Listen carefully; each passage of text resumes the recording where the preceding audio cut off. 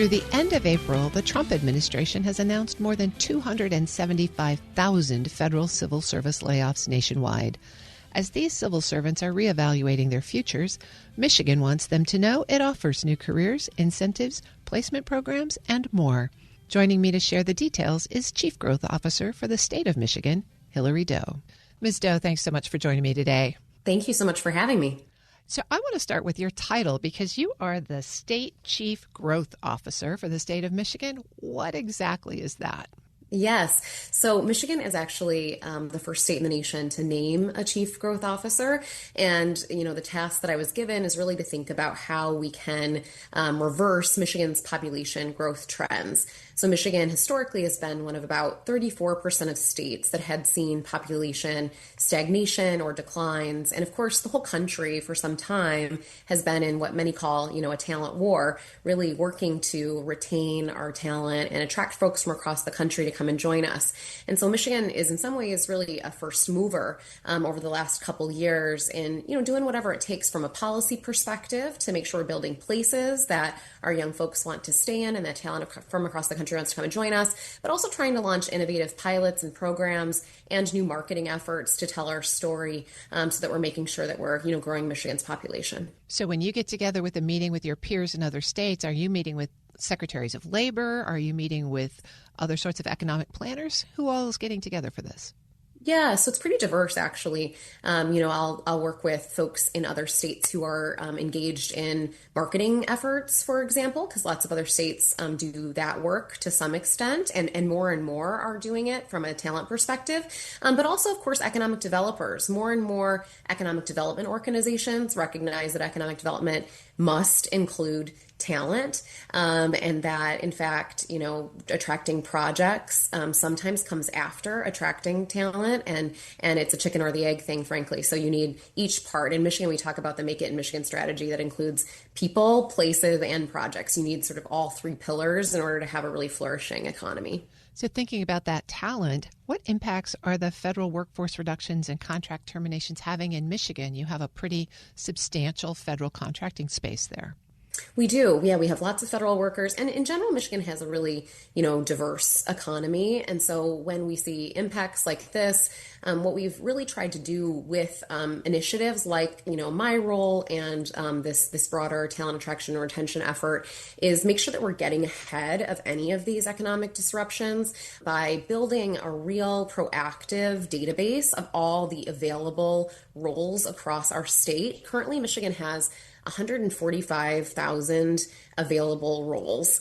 And we want to do everything we can to reduce friction and make it possible for folks who might be going through any kind of job transition to find the next role for them, and make it as easy as possible for them to find it in Michigan. So I can speak to some of the details there, but as folks are going through those moments, that's really critical for us. And frankly, we've also seen some new opportunities in Michigan, things like the Selfridge announcement in Michigan recently for additional, new federal workers, opportunities in defense and aerospace that have continued to expand here in our state.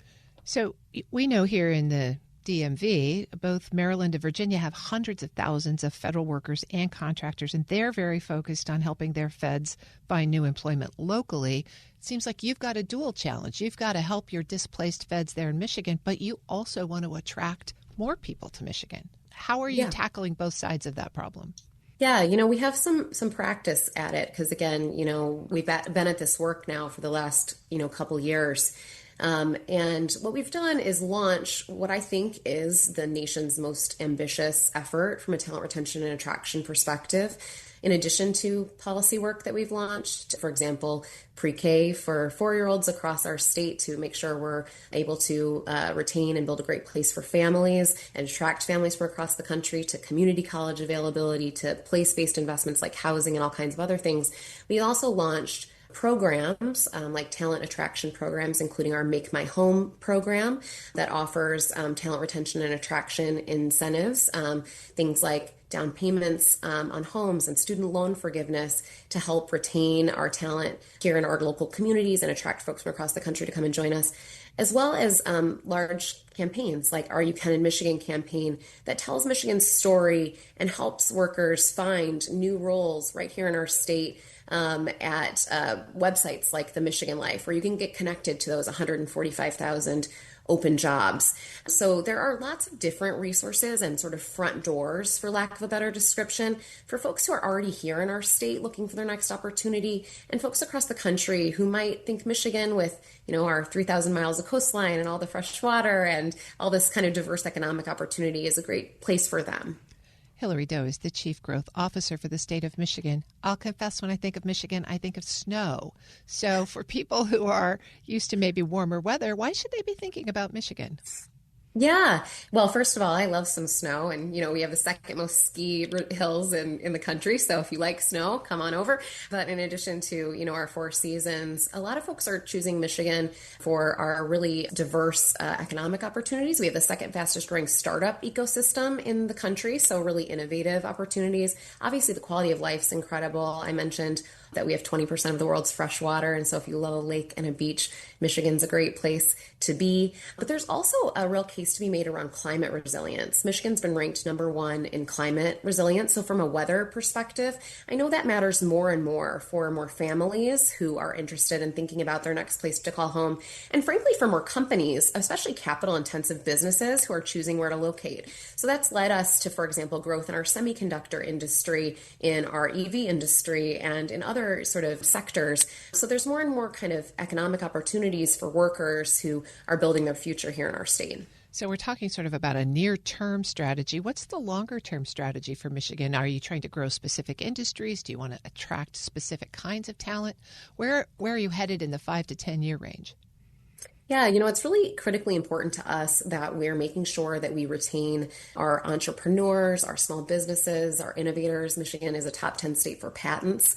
And so we want to keep those folks here and make sure that they're able to grow their businesses and their ideas here.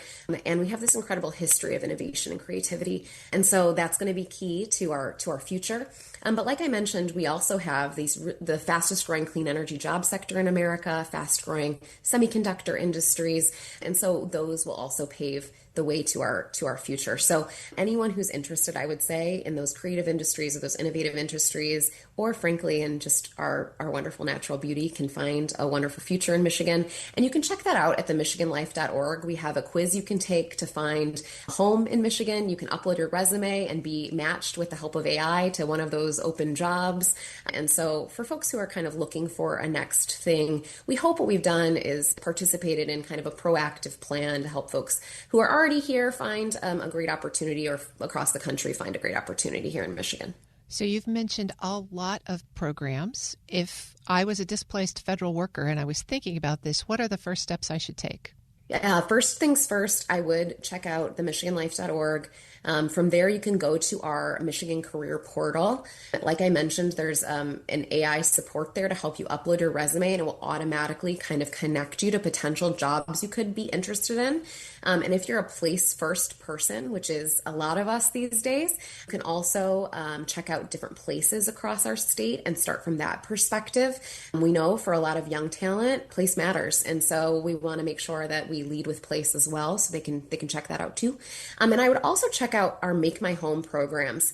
You can identify one of our many communities across the state that's participating and see some of the different program benefits that you can apply for. And like I mentioned, they'll be offering everything from down payments to student loan forgiveness to different childcare and co-working incentives. And those are coming online over the course of the next handful of months, which could be a great fit for different workers. Well, Michigan may be at the leading edge, but here's hoping that more states follow in your path. Hillary Doe is the Chief Growth Officer for the state of Michigan. Thanks so much for joining me today. Thank you. We'll post this interview at federalnewsnetwork.com/Federal Drive. Subscribe to the Federal Drive wherever you get your podcasts.